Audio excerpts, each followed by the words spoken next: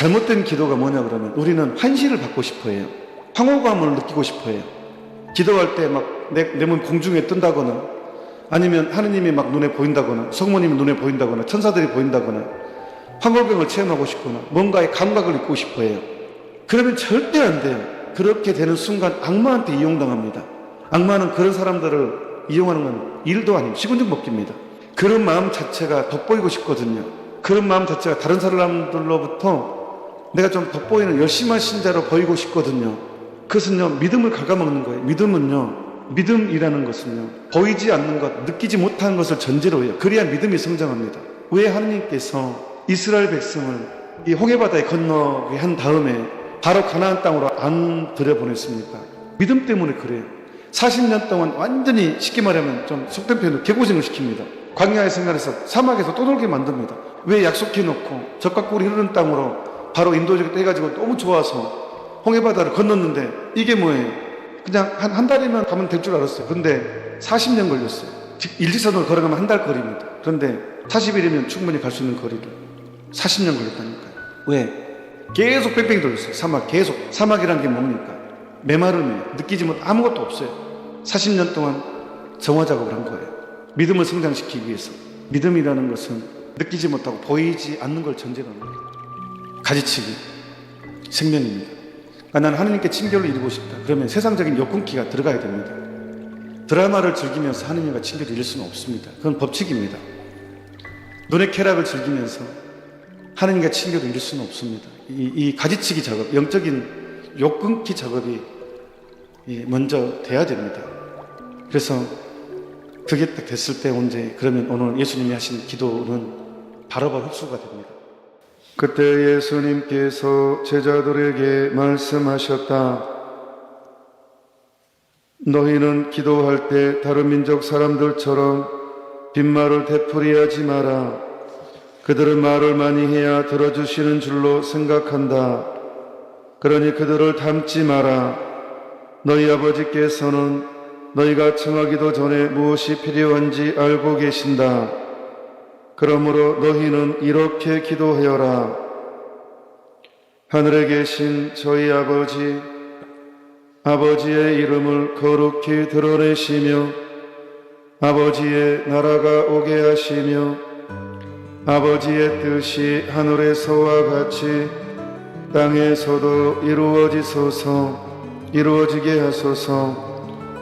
오늘 저희에게 일용할 양식을 주시고 저희에게 잘못한 일을 저희도 용서하였듯이 저희 잘못을 용서하시고 저희를 유혹에 빠지지 않게 하시고 저희를 악에서 구하소서.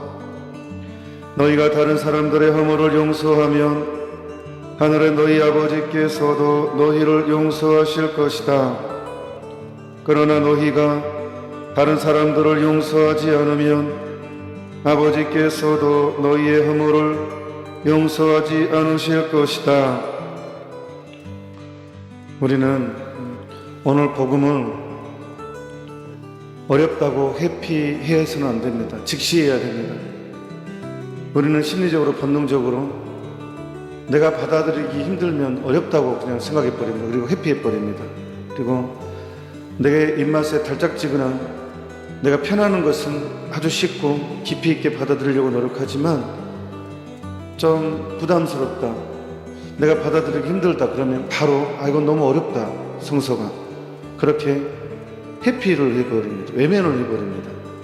오늘 복음은 절대로 회피해서는 안 될, 너무나 모든 복음이 중요하지만 실천적인 측면에서 아주 정말로 핵심적인 내용, 즉 예수님께서 우리에게 기도를 알려주신 내용입니다. 근데 기도를 알려주신 내용에 가장 부담스러운 내용이 있습니다. 마지막에 한 번 더 강조하십니다. 기도를 알려주시고 나에게 잘못한 일을 용서해야지만이 나도 용서를 받는다는 이 어마어마한 진리. 근데 이것 때문에 많은 사람들이 외면 기도의 핵심적인 내용은 이게 싫어서 외면해 버리거든요. 일단 이것뿐만 아닙니다. 다른 내용들도 내가 좀 부담스러우면 어렵다고 생각을 해서 회피합니다. 그래서는 절대로 신앙이 성장하지 않습니다. 믿음은 그냥 초창기 상태에서 왔다 갔다 하는 것입니다. 예수님께서 오늘 기도를 알려주십니다. 기도가 뭡니까? 기도의 점이 천주교 신자들, 오래된 신자들도 기도가 뭡니까? 라고 하면 답변을 못해요. 그러면 안 된다니까요. 기도가 뭔지를 알아야죠. 기도를 알려주시는데 기도가 뭡니까? 기도의 정의입니다. 잘 들어주십시오. 기도는 하느님과 나의 우정의 대화입니다. 하느님과 나의 친밀한 우정의 대화예요. 이게 핵심입니다. 하느님과 나의 대화예요. 하느님과 내가 대화를 한다는 거예요. 말을 건네고 말을 주고받는다는 거예요. 하느님 눈에 안 보이는데 어떻게 말을 주고받아요?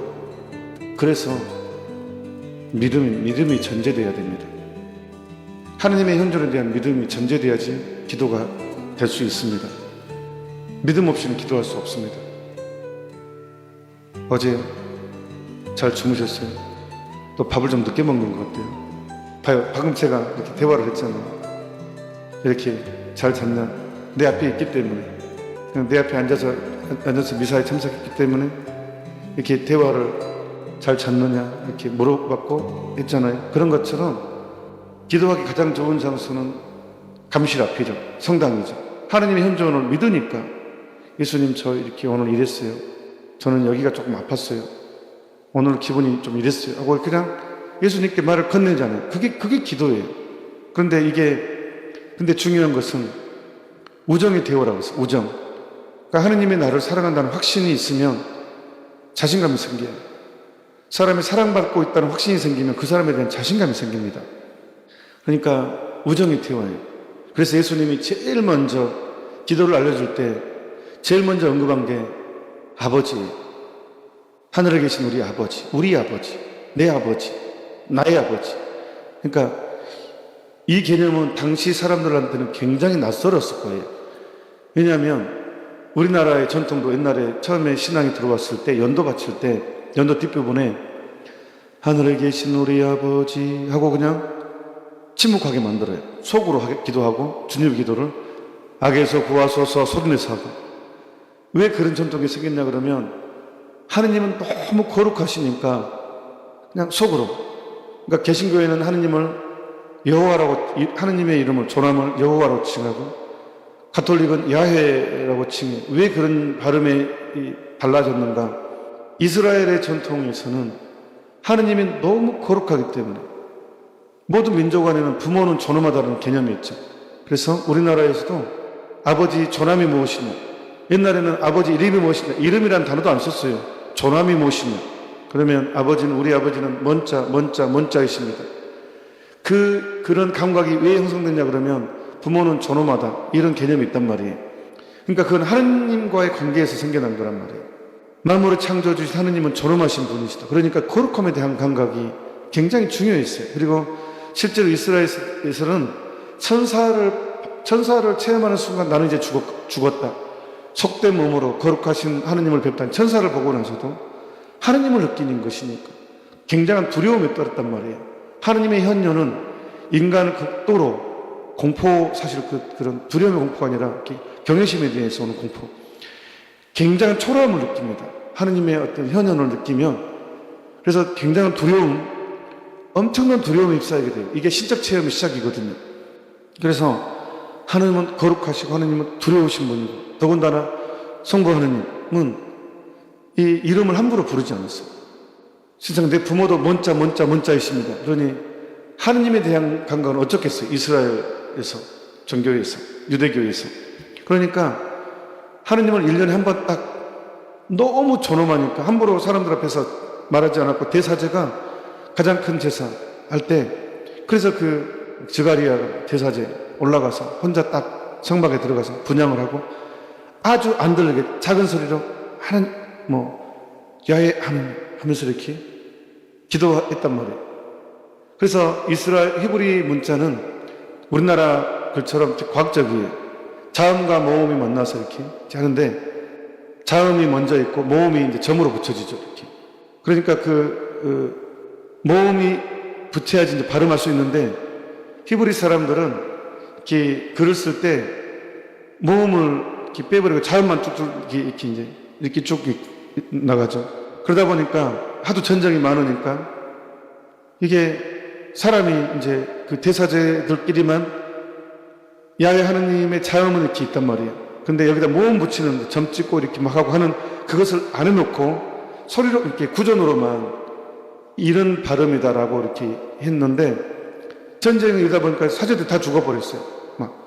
그러다 보니까 자음은 남아있는데 모음이 없으니까 어떻게 발음을 하지라는 게 이제 이렇게 할 줄은 몰랐던 거예요.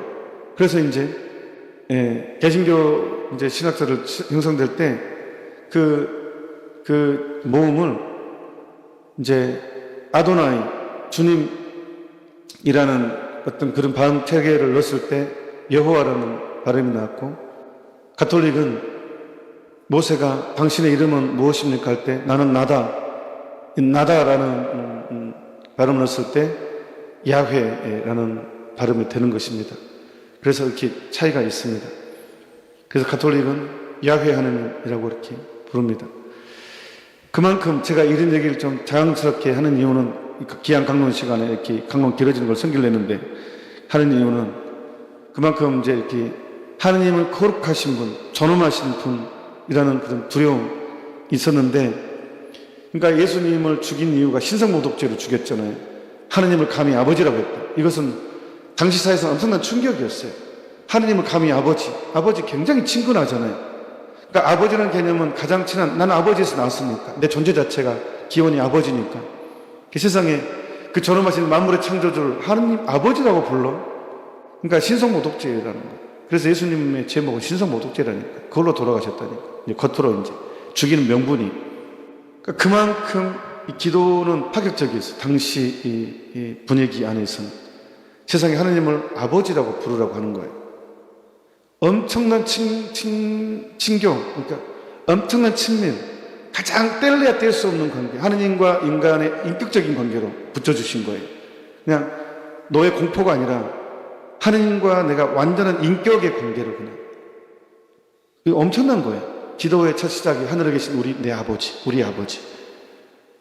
이거는 완전 뗄래야 뗄 수 없는 인격적인 존재로 하느님을 우리에게 제시해 줍니다. 그러니까 우리가 기도가 안 될 때 하지 마세요. 아버지 한마디만 해도 돼요. 아버지. 예. 물론 어렸을 때 아버지한테 많이 맞아본 사람은 그게 쉽지 않을 수도 있어요. 하지만 이것은 가장 인격적인 것을 가르쳐 주는 거예요. 내가 상상할 수 있는 최고의 인격, 친격, 결속, 그것을 표현하기 위해서 아버지라는 단어를 쓴 것입니다. 이게 기도의 시작입니다. 그러니까 기도는 인격적인 것입니다. 결속적인 친교인 것이고. 자, 여기서 제가 다시 격가지로 다시 나와서 기도를 잘하고 싶죠, 우리는 누구나. 기도 잘못하고 싶은 사람 누가 있겠어요? 그래서 여기서 잘못된 기도 하나를 알려드릴게요. 그 다음에 기도를 잘하는 방법을 알려드리겠습니다. 잘못된 기도가 뭐냐 그러면 우리는 환시를 받고 싶어 해요. 막 황홀감을 느끼고 싶어 해요. 기도할 때 막 내 몸 공중에 뜬다거나, 아니면 하느님이 막 눈에 보인다거나, 성모님이 눈에 보인다거나, 천사들이 보인다거나, 황홀병을 체험하고 싶거나, 뭔가의 감각을 잊고 싶어 해요. 그러면 절대 안 돼요. 그렇게 되는 순간 악마한테 이용당합니다. 악마는 그런 사람들을 이용하는 건 일도 아니고 식은죽 먹기입니다. 그런 마음 자체가 돋보이고 싶거든요. 그런 마음 자체가 다른 사람들로부터 내가 좀 돋보이는 열심한 신자로 보이고 싶거든요. 그것은요, 믿음을 갉아먹는 거예요. 믿음이라는 것은요, 보이지 않는 것, 느끼지 못하는 것을 전제로 해요. 그래야 믿음이 성장합니다. 왜 하느님께서 이스라엘 백성을 이 홍해바다에 건너게 한 다음에 바로 가나안 땅으로 안 들여보냈습니까? 믿음 때문에 그래요. 40년 동안 완전히 쉽게 말하면 좀 속된 표현으로 개고생을 시킵니다. 광야의 생활에서 사막에서 떠돌게 만듭니다. 왜 약속해놓고 적과 꿀이 흐르는 땅으로 바로 인도적으로 해가지고 너무 좋아서 홍해바다를 건넜는데 이게 뭐예요? 그냥 한 달이면 가면 될 줄 알았어요. 한 달만 열심히 걸어가면 그 거리가 있으니까 가나안 땅으로 들어갈 줄 알았어요. 근데 40년 걸렸어요.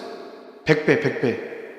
그냥 일직선으로 걸어가면 한 달 거리입니다. 그런데 40일이면 충분히 갈 수 있는 거리를 40년 걸렸다니까요.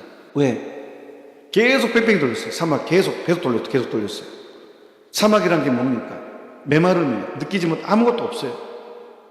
40년 동안 정화 작업을 한 거예요. 믿음을 성장시키기 위해서. 믿음이라는 것은 느끼지 못하고 보이지 않는 걸 전제로 합니다. 자, 이건 마이크입니다. 여러분 믿습니까? 하지 않아요. 왜? 마이크니까. 이거 안경입니다. 여러분 믿습니까? 하지 않아요. 왜? 안경이니까. 눈에 보이는 거에 대해서 믿습니까? 하지 않아요. 안경이니까. 눈에 보이는데 믿습니까? 단어를 쓸 이유가 없죠. 믿습니까? 라는 단어를 쓰려면 느끼지 못하고 보이지 않는 것을 전제로 해요. 그래야 믿습니까? 라는 단어를 쓸 수가 있어요. 믿음은 보이지 않는 걸 전제로 합니다. 믿음은 느끼지 못하는 것을 전제로 합니다. 그런데 내가 바로 느끼고 본다면 믿음은 성장하지 않는다니까요. 그런데 많은 사람들이 기도 와서 느끼기를 원하고 보기를 원하고 믿음은 성장하지 않아요. 물론 성인 성도들 가는데 어떤 사람들 가운데 뭘 봤다는 사람이 사실일 수 있어요. 99%가 가짜지만 자기 체험이지만 1%의 가능성이 있죠. 그래 본 사람 실제 있어요. 느끼는 사람이 있어요. 근데 그것은요, 믿음은 성장하지 않아요. 은사라 그러죠. 내 것이 아니 하느님 거예요. 믿음하고 상관이 없어요. 그걸 많이 보고 많이 느낀 사람도 믿음은 성장하진 않아요. 믿음이라는 것은 느끼지 못하고 보이지 않는 걸 전제로 하기 때문에 하느님은 믿음의 상을 주십니다. 은사를 받았다고 해서 구원이 보장된 건 아니라니까요. 성서에 나오잖아요.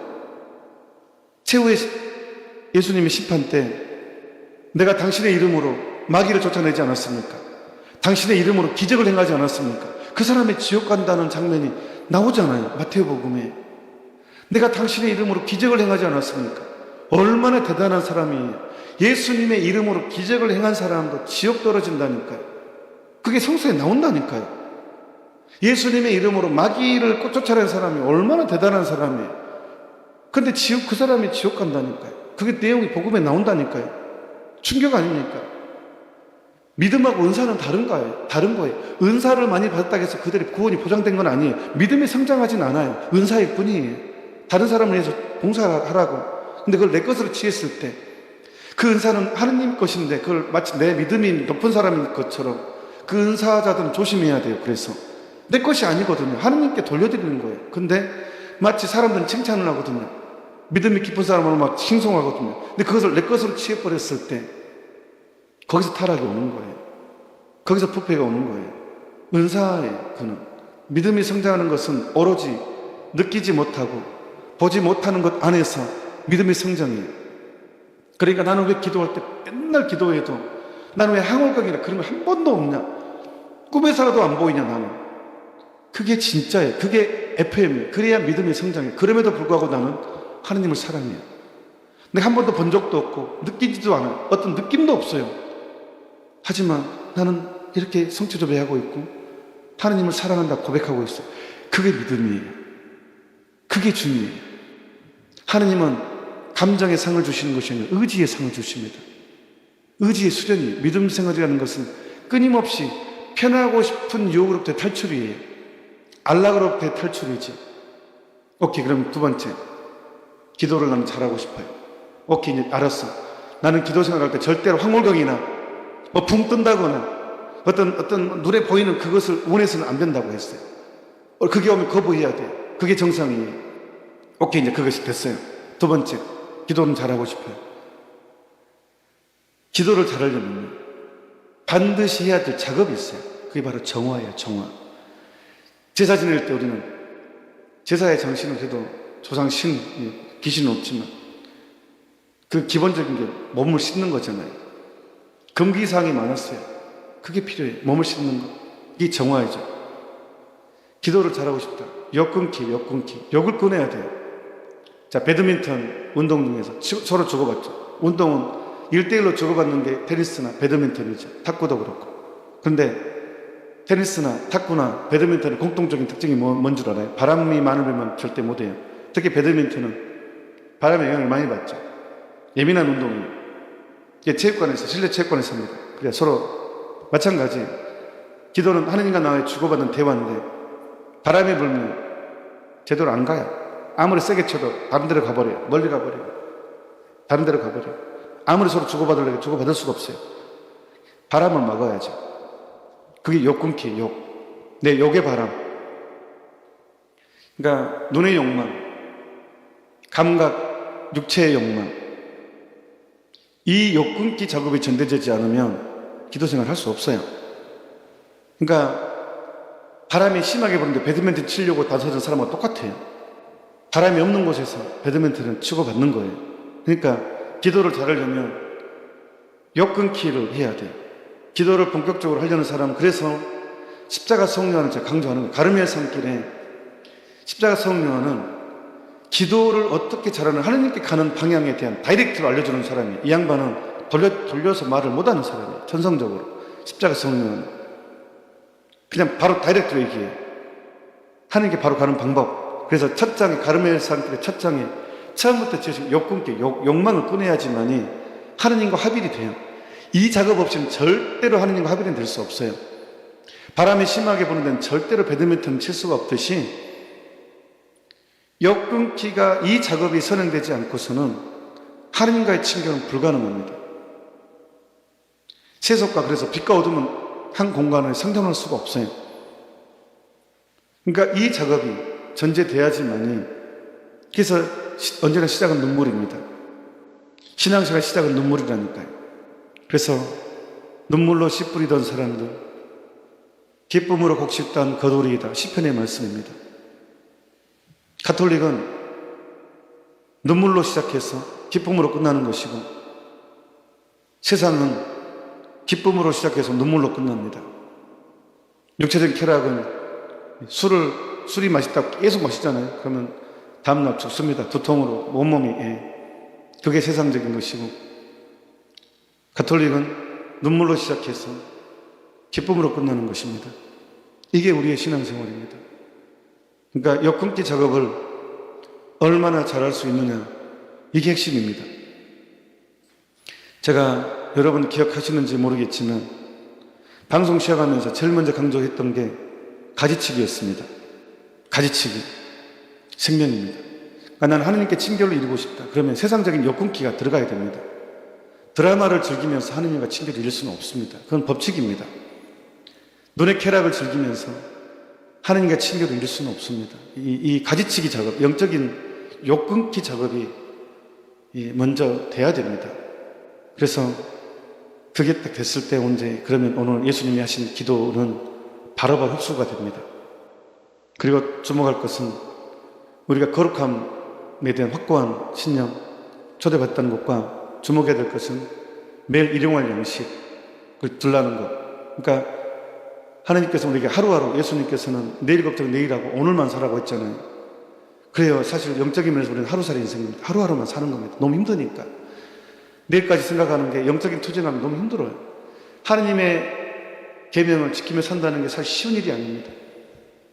내일까지, 모레까지 생각하면 힘드니까 예수님께서도 오늘 일은 오늘만 하라고, 내일 일은 내일 하라고, 내일 걱정은 내일 하라고. 그래서 예수님이 주님에게 알려주신 게 매일 저에게 일용할 양식을 주시고, 여기서 일용할 양식은 쌀, 빵뿐만 아니라 영적인 것까지 포함되는 것입니다. 영적인 에너지, 사랑할 힘, 희생할 힘, 인내할 힘, 다른 사람의 약점을 받아들일 힘, 나에게 잘못한 사람에 대해서 용서할 힘,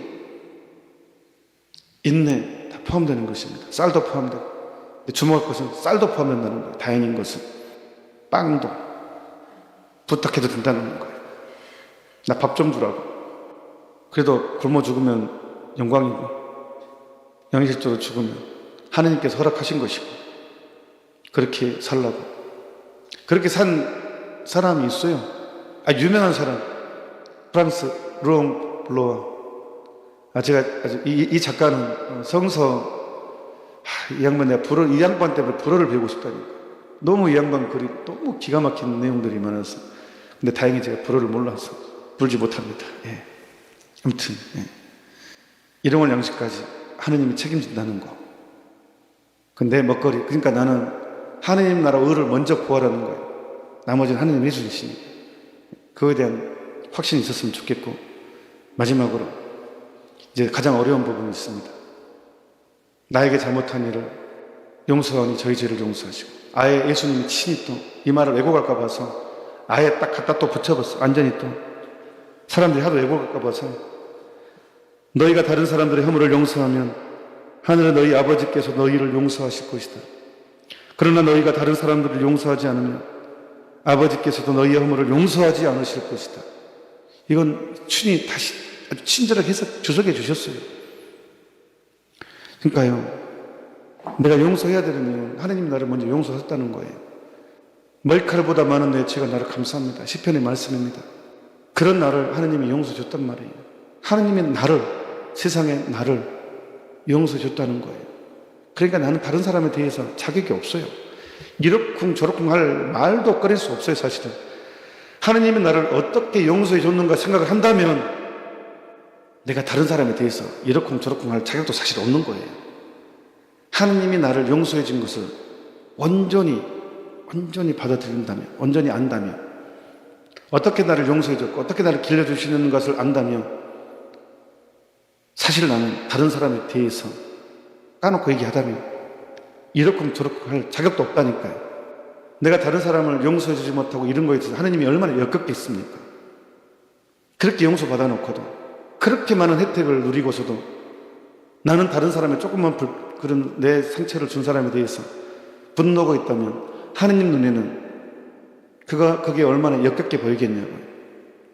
우리의 목표는 자식자식한 세상의 어떤 돈, 어떤 인리학, 그게 아닙니다. 우리의 목표는 영원한 생명이니까.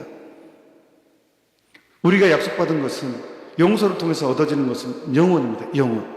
그것도 영원한 행복. 우리가 누리게 된 것은 너무나 엄청난 것이기 때문에, 너무나 어마어마한 것이 비교 불가합니다. 내가 받은 하느님의 용서는 하느님을 내 아버지라고 부르는 자격을 얻었다는 거예요. 그 상속자가 됐다는 거예요. 하느님 것은 다 내 것이라는 거예요. 아버지와 아들 관계는 그런 관계니까. 아버지 것은 내 것이니까. 그런 것을 받았기 때문에 너무나 엄청난 것을 이미 비교 불가의 그것을 누리고 있기 때문에, 약속받았기 때문에 사실 지금 비록 크게 느껴지지만, 나에게 잘못한 것이 정말 크게 원통하게 느껴지지만 내가 받은 것에 비교했을 때는 정말 아무것도 아니라는 거예요. 그게 신앙입니다. 여러분 믿음이 있으십니까? 여러분 정말 믿음이 있나요? 정말 여러분은 믿는 자인가요? 여러분이 정말 믿는 자라면 지금의 고통을 은총으로 바꿀 수 있는 힘을 이미 받았습니다. 지금의 시련은 은총으로 바꿀 수 있는 힘을 이미 받고 계십니다. 믿음이 사람을 그렇게 만들어버립니다. 우리는 내 자신을 믿는 사람이 아니라 하느님을 믿는 사람입니다. 그 믿음의 눈으로 오늘 시간 내서 다시 한번 오늘 복음을 읽었으면 좋겠다고 생각을 합니다. 잠시 묵상합시다. 악이 좀 더 본격적으로 구체적으로 활동하는 게 지금 차별금지법 아예 지금 메인에 공개적으로 유력 정치인들이 지지하고, 마치 반대하는 사람 아예 언론이 언급도 하지 않고 마치 차별금지법 상정을 반대하는 게 마치 구구의 아주 보수적인 일부 기독교 세력으로만 치부를 하는데, 언론이 진실을 외면하고 있습니다. 차별금지법은요, 차별은 당연히 하면 안 되죠. 악마는 디테일함에 있다고, 이 허울 주는 말 안에 들어있는 인간의 양심학이 심각합니다. 이게 통과가 돼서 법제화 돼버린다면 진짜로 어릴 때부터 여러분 자녀들은 학교에서 유치원 때부터 동성결혼, 동성혼을 지극히 정상으로 가르침을 받게 될 것입니다. 지금은 성소수자가 약자가 아닙니다. 오히려 강력한 로비와 오히려 더 강한 단체입니다. 이제 여러분 자녀들은 유치원 때부터 성적 취향을 배우게 됩니다. 내가 동물을 좋아하든 특정 누구를 좋아하든 성적 취향은 누구도 타치할 수 없다는 그걸 인권의 이름으로 성도 내가 선택하게 되는, 이미 어릴 때부터 너는 남자가 아닐 수도 있어, 남자아이한테 너는 남자가 아닐 수도 있어, 너는 중성일 수도 있고 시간마다 바뀌는 성일 수도 있어 라고 성의 정체성, 특히 조사에 의하면 핀란드나 이런 나라는 이 차별금지법이 통과된 나라에서는 청소년 자살률이 훨씬 높습니다. 아니, 공부하기도 힘든데 내 성 정체성까지 고민해야 돼요. 애들이 그냥 어릴 때부터 교육을 시켜요. 너는 남자가 아닐 수도 있어, 너는 여자가 아닐 수도 있어, 너는 양성일 수도 있어, 남자가 남자를 좋아하는 것은 당연한 일이야. 그리고 성은 하느님이 정한 것이 아니고 이제 인간이 알아서 정한다는, 그러니까 거의 바벨탑을 쌓는 최정점에 올라와 있는, 어릴 때부터 성의 개념이 흔들려 버리면 양심이 마비됩니다. 지금 이것을 법제화하자고 난리를 칩니다. 대부분 아마 이것이 차별금지법의 내용이었던 걸 한다면 어떻게 인간이 이걸 찬성할 수 있는지, 그 성소수자의 그 인권으로 둔갑시켜줘서 인간의 양심이 마비되는 것을 어떤 책임을 지려고 하느님 앞에 어떤 책임을 질도 저렇게 말을 함부로 하는지 정말 저는 가슴이 떨려서 진짜 어떻게 이 어마어마한 법을 인권으로 둔갑시키는지. 악마가 아니고서는 이거는 악마의 연기죠. 선을 가정하는, 차별금지하는, 항상 악마는 선을 가정합니다. 그래서 제가 작년에 더 시작했던 그 초책자, 차별금지법이 뭔지를 알아야 됩니다. 모르고 반대하다가는 또 역공을 당하니까, 찬성하게 되니까, 책자 남아있으니까, 저희 피아골 피정TV든 CNBC든 연락 주시면 대신 노력해 주셔야 됩니다. 전파하는데. 이거는 인간의 양심을 마비시키는 일이거든요. 희망이 없어져 버립니다. 아니, 어떻게 학교로 보낼 수 있겠어요? 여러분, 부모가 어떻게 자식을, 내 학교, 유치원 때부터 동성애를 정상화 가르치는데, 중고등학교 이미 대학교에서, 그리고 선생이 동성애는 죄다라고 가르치면 해고해야 되는데, 어떻게, 내 밥줄인데 말 못해요, 이제. 법이 통과되면. 영화에도 이제 모든 거에 똑같이, 다른 성을 가르치면 똑같이 동성애도 같이 똑같이 공정해야 되니까 똑같이 가르쳐야 되고, 이제 남탕에 여자가 들어와도 여탕에 남자가 들어와도 법적인 제지를 못하는, 그렇듯이 그것을 어떻게 인권이라고 말할 수 있겠어요? 근데 왜 그것을 진짜 세상이, 제가 엊그제 저기 밴드에 영국에서 기차에서 신사숙녀 여러분 오늘 하루도 좋은 하루 되십시오 해가지고 항의 받았어요. 성소수자 배려하지 않았다고. 그래서 그냥 국민 여러분, 아니 그냥 여러분 좋은 하루 되십시오 해야 되는데 신사숙녀 여러분이라 했다고. 제가 아는 사람 미국에서 입원했는데 간호사가 그러대요. 난 너를 뭘로 불러야 되니? 그냥 쉬로 불러야 되냐, 히로 불러야 되냐, 미세스로 불러야 되냐, 미스터로 불러야 되냐 물어봤대요. 처음엔 당황해가지고 했는데 그게 차별금지법 통과된 나라의 일상입니다. 그렇게 나는 너를 뭐라고 불러야 되냐, 여자로 불러야 되냐, 남자로 불러야 되느냐, 그 사람한테 물어보는 거예요. 정중히. 나는 너를 히로 불러야, 쉬로 불러야 되냐. 진짜 인간이 어디로 가고 있는지, 지금 인간이 어느 정도까지 타락하는지. 타락도 절대 타락 따라 안 합니다. 교묘하게 인권이라는 이름으로. 그래서 풀톤 신대주교님께서는, 제가 신학식 때 읽었는데, 앞으로의 저 그리스도는 뭐 칼이나 총, 칼로 교회 밖에 이루어질 것이 아니라 인권, 박애, 평등이라는 이름으로 그리스도교는 받게 될 것이라고. 그래도 우리는 최선을 다해서 막아야죠. 차별금지법, 국회 입법 들어가면 차별금지법 찬성하는 그룹이 있고 반대하는 그룹이 있습니다. 잘못 들어가서 반대하는 그룹에, 찬성하는 그룹에 찬성한다고 하면 안 되고, 잘 분석해서 계속 국회에 들어가서 끊임없이 반대운동하고, 찬성하는 국회의원들 좀 찾아서 항의 전화도 하고, 그리고 책자도 보내고, 제발 정신 차려라, 지금 알고는 하고 있느냐, 차별금지법이 뭐냐 대체 하고, 좀 우리가 먼저 공부를 해야 됩니다. 가장 쉽게 최선을 다해서 제가 쉽게 정리한 글이 있으니까 또 많이 퍼뜨리고 또 토론도 하고 싸우기도 해야 되고, 이것은 뭐 진짜 우리 미래, 내 자녀들의 미래를 위해서 양심을 마비시킬 희망이 없습니다. 죄를 죄로 인식했을 때 구원의 가능성이 있거든요. 근데 죄를 묵인했을 때 인간은 영혼의 마비가 오는 거거든요. 구원의 가능성이 없어지는 거거든요. 성령을 못 오가는 제 핵심이거든요. 죄를 인권으로 둔갑시켜버리는 것. 이보다 큰 타락은 없습니다.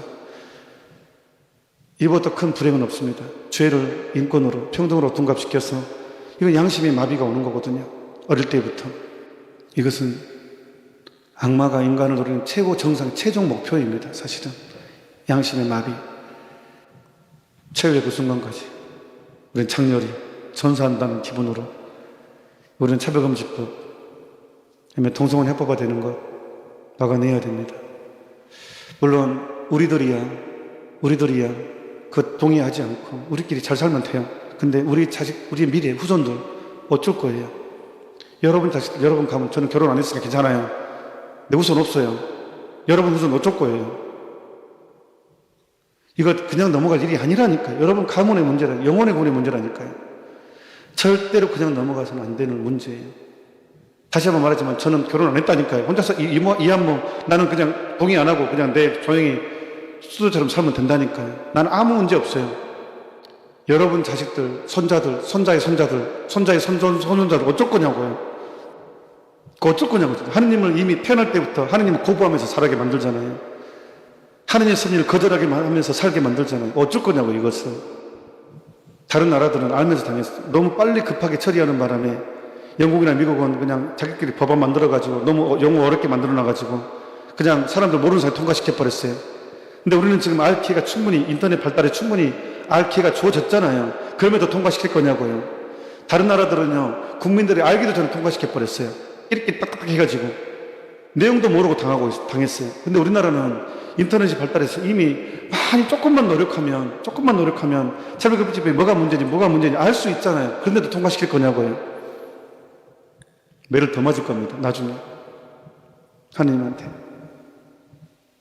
알면서도 통과시켰다고 게으름으로, 사랑 부족으로, 이기주의로. 정말 국회의원 당선된 거 통곡하며 우려야 될 것입니다. 이것을 법안에 찬성한 국회의원들은 국회의원이 된 것이 재앙이 될 것입니다. 얼마나 그 무거운 책임이 있는지 그들은 모르고 예수님을 죽인 자들이 예수님 죽이면서도 하느님의 일을 한다고 생각했듯이 똑같은 현상입니다. 그 책임 있는 사람들, 종교 지도자들이건 입법 정치 지도자들이건 반드시 책임은 물어질 것입니다. 인간의 양심을 마비시키는 이 어마어마한 죄를 찬성하고 묵인하는 결과에 대해서는 이스라엘 백성이 지금까지도 전쟁하고 있듯이 우리 자손들이 이 시대의 사람들의 이 죄악의 책임을 지게 만드는 가장 큰 문제입니다.